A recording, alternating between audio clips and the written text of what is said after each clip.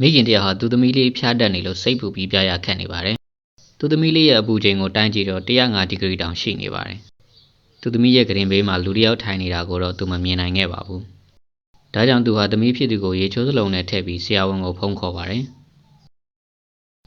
ဆေးရုံရေးဘော်ခန်းကိုသွားတဲ့လမ်းတစ်လျှောက်မှာလည်းအနက်ရောင်ဝတ်စုံတဲ့လူလိုက်လာတာကိုကလေးမလေးကလွှဲပြီးဘယ်သူမှမမြင်ကြပါဘူး။ကလေးမလေးကသူ့ကိုကြည့်ပြီးရှင်အေးနေလားလို့မေးတော့သူကခေါင်းရမ်းပြပါတယ်။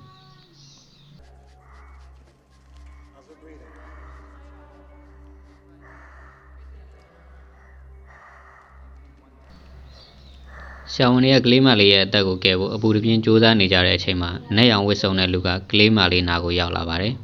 ။ခဏကြာမှတော့ကလေးမလေးဟာထိုလူနဲ့အတူရေးဘော်ခန်းအပြင်ဘက်ကနေသူ့ကိုယ်သူပြန်ကြည့်နေခဲ့ပါတယ်။ကလေးမလေးကထိုလူကို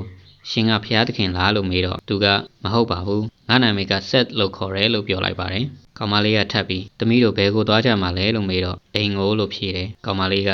အမေရောလိုက်လို့ရလားလို့မေးတော့မရဘူးလို့ပြောလိုက်တယ်။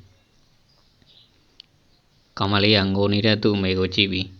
သူနားလဲမှာမဟုတ်ဘူးလို့ပြောတော့ဆက်ကသူတနေ့တော့နားလဲသွားမှာပါလို့ပြန်ပြောလိုက်ပါတယ်။ဆက်ဟာကလေးမလေးကိုလက်ဆွဲပြီးထွက်သွားရင်မိကွန်းတစ်ခုမေးတယ်။မင်းဘယ်အရာကိုအကြိုက်ဆုံးလဲတဲ့။ကောင်မလေးကပြန်ပြောတယ်။ညဝေအိမ်ကြီးတဲ့။ခဏကြာမှတော့သူတို့နှစ်ဦးကအလင်းနှန်းနေတဲ့ဝင်ရောက်ပြောက်ကွယ်သွားပါတယ်။